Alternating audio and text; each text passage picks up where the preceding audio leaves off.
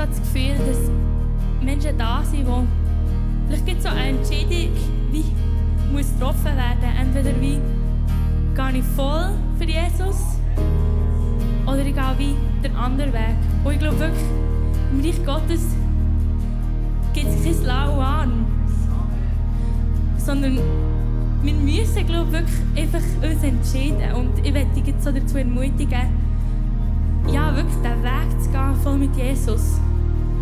Weil er ist es immer wert.